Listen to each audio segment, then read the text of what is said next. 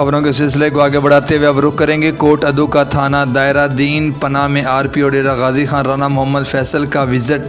RPO Rana Mohammad Faisal ने थाना का रिकॉर्ड चेक किया और थाने का मुआयना किया।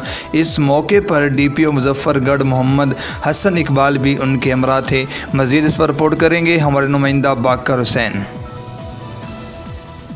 जी बिल्कुल, कोटादू थाना दायरा दीन पनाह में आरपीओ डेरा गाजी खान राना मोहम्मद फैसल का विजिट। आरपीओ राना मोहम्मद फैसल ने थाने का रिकॉर्ड चेक किया और थाना का मुआयना किया। इस मौका पर डीपीओ मुजफ्फरगढ़ मोहम्मद हसन इकबाल भी इनके हमरा थे।